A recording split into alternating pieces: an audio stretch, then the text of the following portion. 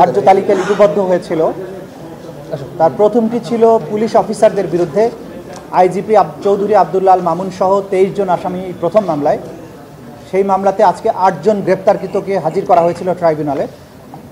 এই মামলাতে আমরা দুটো আবেদন দিয়েছিলাম। একটা হচ্ছে চৌধুরী আব্দুল্লাহ আল মামুন ফরমার আইজিপি, তাকে আমরা জিজ্ঞাসাবাদ করতে চাই, যেহেতু তার নেতৃত্বে তিনি পুলিশের প্রধান ছিলেন, তার নেতৃত্বে সেই জুলাই আগস্টের সমস্ত হত্যাকাণ্ড, মানবতা বিরোধী অপরাধ সংগঠিত হয়েছিল, এপিসি ব্যবহার করা হয়েছিল, হেলিকপ্টার ব্যবহার করা হয়েছিল, মারণাস্ত্র ব্যবহার করা হয়েছিল।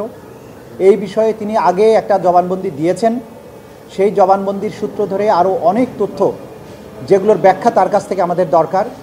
হেলিকপ্টার অপারেশন কার নির্দেশে হয়েছিল, কারা কারা যাত্রী ছিল, কতগুলো ফ্লাইট পরিচালনা করা হয়েছিল, কী ধরনের অস্ত্র পরিবহন করা হয়েছিল, পুলিশের প্রধান হিসাবে তার এটা জানার কথা। সেই বিষয়ে আমরা তাকে জিজ্ঞাসাবাদ করার জন্য একদিনের সময় চেয়েছি। আগামী 23শে ফেব্রুয়ারি তাকে জিজ্ঞাসাবাদের জন্য অনুমতি দিয়েছেন একদিনের জন্য। আর ওই একই মামলায় 2 মাসের সময় দিয়েছেন, 28শে এপ্রিল পরবর্তী তারিখ ধার্য করেছেন। এই সময়ের মধ্যে তদন্ত রিপোর্টের ব্যাপারে সময় দিয়েছেন, তদন্ত কার্য পরিচালনার জন্য রিপোর্ট দাখিলের কথা বলেছেন। দ্বিতীয় মামলা ছিল র্যাবের একজন সাবেক company commander additional SP Mohiuddin Faruki. তার মামলাতে আমরা সময় চেয়েছি 3 মাসের তদন্তের জন্য। 28/5 তারিখে পরবর্তী তারিখ নির্ধারিত হয়েছে। তার বিরুদ্ধে অভিযোগ হচ্ছে তিনি অসংখ্য মানুষকে গুম করার সাথে জড়িত এবং গুমের শিকার ভিকটিমদেরকে তার অফিসে এবং বিভিন্ন আয়নাঘরে, নির্যাতন সেলে অমানবিক নিষ্ঠুরতম পন্থায় নির্যাতন করতেন এবং নির্যাতন করার ব্যাপারে তিনি একজন মাস্টার মাইন্ড, তার একটা স্পেশাল কোয়ালিটি আছে। সেই জন্য তার ব্যাপারে আমরা বলেছি যে এই মামলাগুলো তার নিষ্ঠুরতার সংবাদ প্রচারিত হবার পরে, আয়নাঘরগুলো যখন জাতির সামনে উন্মোচিত হয়েছে প্রধান উপদেষ্টার ভিজিটের পরে, তখন এই ভিকটিমেরা সাহসী হচ্ছেন এবং তারা এক এক করে আমাদের ট্রাইব্যুনালে অভিযোগগুলো নিয়ে আসছেন। সেই অভিযোগগুলোর ভিত্তিতে আমরা তদন্ত কার্য পরিচালনা করছে আমাদের তদন্ত সংস্থা। তৃতীয় পিটিশনটা ছিল আসামি আলেপ উদ্দিন, এডিশনাল এসপি, সাবেক র্যাবের একজন কোম্পানি কমান্ডার। আলেপ উদ্দিনের অভিযোগ সবচাইতে মারাত্মক। তিনি অসংখ্য মানুষকে গুম এবং নির্যাতন করার সাথে জড়িত। আজকে এই ট্রাইব্যুনালের কক্ষে আপনারা দেখেছেন, আমার পেছনে অনেকে দাঁড়িয়ে আছেন, যাদেরকে আলেপ উদ্দিন অপহরণ করে গুম করে বছরের পর বছর আটকে রেখেছিল। তাদেরকে নিষ্ঠুরতম পন্থায় নির্যাতন করেছিল, ইলেকট্রিক শক দেয়া, চোখ বেঁধে রাখা, উল্টো করে ঝুলিয়ে পেটানো, বিদ্যুতায়িত করা, এবং সবচাইতে মারাত্মক যেটা করেছিলেন যে একজন আসামিকে গুম করে রাখার সময়ে তার স্ত্রীকে, তার বিশ্ববিদ্যালয়ে পড়ুয়া স্ত্রীকে, তার স্বামীকে হত্যার ভয় দেখিয়ে তাকে বাধ্য করে একাধিকবার রমজান মাসে রোজা ভাঙিয়ে তাকে ধর্ষণ করা হয়েছে। এই তথ্য প্রমাণ আদি আমাদের কাছে এসেছে। আমরা এগুলো ট্রাইব্যুনালকে জানিয়েছি যে এরকম নিষ্ঠুর এবং জঘন্যতম অপরাধী যারা, তাদের ব্যাপারে তদন্ত কার্য পরিচালনা করতে সময় লাগবে, কারণ প্রতিদিনই নতুন নতুন ভিকটিমরা আমাদের কাছে অভিযোগগুলো নিয়ে আসছেন এবং তাদের তদন্ত এবং তাদের বক্তব্য, তাদের এভিডেন্স কালেকশন করার জন্য আমাদের সময় দরকার। এই সময় শেষ হলে যথাসময়ে তাদের ব্যাপারে তদন্ত রিপোর্ট দাখিল করে তাদের বিরুদ্ধে আনুষ্ঠানিক বিচার প্রক্রিয়া যাতে শুরু করা যায়, সেই ব্যাপারে আমাদের তদন্ত সংস্থা দিনরাত কাজ করছে। এটা ছিল আজকের দিনের প্রসিডিংস। আমরা যেটা আমাদের তদন্ত সংস্থা চেষ্টা করেছে, তার মোবাইল ফোনের ব্যাপারে তাকে আমরা জিজ্ঞাসাবাদ করেছি, মানে আমাদের তদন্ত সংস্থা জিজ্ঞাসাবাদ করেছে। তিনি বলেছেন এই মোবাইল ফোন হারিয়ে গেছে। তার এই বক্তব্য সন্তোষজনক নয়, কারণ তিনি গ্রেপ্তার হওয়ার পূর্বে সেনানিবাসে ছিলেন বলে তিনি জানিয়েছেন। তারপরে তার মোবাইল ফোন থেকে তিনি সোশ্যাল মিডিয়াতে বক্তব্য দিয়েছেন 5ই আগস্টের পরে। সুতরাং তার এই মোবাইলে গুরুত্বপূর্ণ এভিডেন্স আছে, এটা আমরা আমাদেরকে যে কোনো মূল্যে পেতে হবে।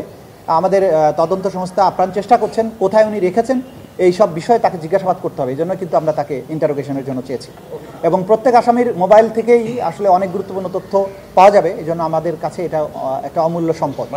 আজকে আমরা আরেকটা কথাও আপনাদের মাধ্যমে জাতির কাছে বলবো, যারা এই আসামিদের মাধ্যমে গুমের শিকার হয়েছিলেন, তারা দয়া করে তাদের অভিযোগগুলো আমাদের তদন্ত সংস্থার কাছে অথবা আমাদের আন্তর্জাতিক অপরাধ ট্রাইব্যুনালের প্রসিকিউশনের কাছে নিয়ে আসুন নির্ভয়ে। বাংলাদেশ এখন স্বাধীন হয়েছে। অপরাধীদেরকে যাদের বিরুদ্ধেই প্রমাণ পাওয়া যাবে তাদের বিরুদ্ধে যথাযথ আইনগত ব্যবস্থা গ্রহণ করা হবে।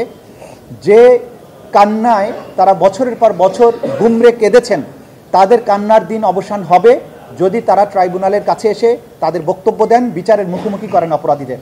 আমরা চাই অপরাধীদের বিচারের মাধ্যমে বাংলাদেশ কলঙ্কমুক্ত হোক এবং যারা গুমরে গুমরে কেঁদেছেন বছরের পর বছর, তাদের কান্নার অবসান হোক। আমরা সেজন্য তাদেরকে এগিয়ে আসার জন্য আহ্বান জানাই। এই ট্রাইব্যুনালে নানান ধরনের আইন আছে অ্যাপ্লিকেশন করার জন্য। উনি অ্যাপ্লিকেশন করেছেন যে এটা একটা অবান্তর অ্যাপ্লিকেশন। তিনি বলেছেন একটা গোপন খামের মধ্যে ভরে বইপত্র উনি জেল অথরিটির মাধ্যমে জিয়াউল হাসানের কাছে পৌঁছাতে চান, কিন্তু কোর্টে যখন বলছেন তখন বলছেন আমি আইনের বই দিব এবং জাতিসংঘে রিপোর্ট দিতে চাই। আমরা আদালতে বলেছি যে কোনো কারা কর্তৃপক্ষের কাছে আগে তাকে রিকোয়েস্ট করে বলতে হবে আমি এই জিনিস আসামির কাছে দিতে চাই। যদি কারা কর্তৃপক্ষ সেটা রিফিউজ করে, তাহলে যদি সেই রিফিউজালটা এই মামলার সাথে সংশ্লিষ্ট হয়, যে ডকুমেন্ট দিতে চাচ্ছে সেটা যদি এই মামলার সাথে ট্রাইব্যুনালের মামলার সাথে সংশ্লিষ্ট হয়, তাহলেই কেবল ট্রাইব্যুনালে আবেদন করা উচিত। উনি কারা কর্তৃপক্ষের কাছে কোনো রিটার্ন কিছু দেননি, গোপন খামে অনেক কিছু দিতে চেয়েছেন, সেটা তো কারা কর্তৃপক্ষ দিতে পারে না এবং ট্রাইব্যুনালের কাছে এটা চাইতে পারেন না। এবং আমরা বলেছি যে একজন আসামির ডকুমেন্টস প্রাপ্তির অধিকার সৃষ্টি হয় তদন্ত রিপোর্ট দাখিলের পরে। আমাদের এই ট্রাইব্যুনালের আইন অনুযায়ী যখন তার বিরুদ্ধে ফর্মাল চার্জ দাখিল হবে, তখন প্রসিকিউশনের যে সমস্ত ডকুমেন্ট তার বিরুদ্ধে ব্যবহার করা হবে বলে আমরা মনে করব, সেগুলো সব কিছুর কপি আমরা তাকে দেব। তখন সেই কপিগুলো তাকে সার্ভ করার প্রশ্ন আসবে এবং সেটা যদি না পায় তখন তিনি আবেদন করতে পারেন। এখন আজকে কথা নাই বার্তা নাই, আমি জেল অথরিটিতে আমি এটা দিতে চাই সেটা দিতে চাই, যেগুলো এই মামলার সাথে কোনো সম্পর্ক নাই। এই ধরনের অ্যাপ্লিকেশন দিয়ে তাদের একটা উদ্দেশ্য বোঝা যাচ্ছে, তারা ডেলিবারেটলি এই ট্রাইব্যুনালের মধ্যে একটা সবসময় টেনশন তৈরি করে রাখতে চান, ট্রাইব্যুনালকে নানান কাজে বিজি করে রাখতে চান যাতে মূল বিচার কার্য অগ্রসর হতে না পারে। আমরা ট্রাইব্যুনালকে বলেছি এই জাতীয় ফ্যালাসাস অযৌক্তিক, যেগুলো আইনের মধ্যে নাই, এই জাতীয় অ্যাপ্লিকেশন এন্টারটেইন করার কোনো সুযোগ নাই। নিশ্চিন্তে খান স্বাস্থ্যকর অল টাইম পান, অল টাইম হেলদি লাইফ।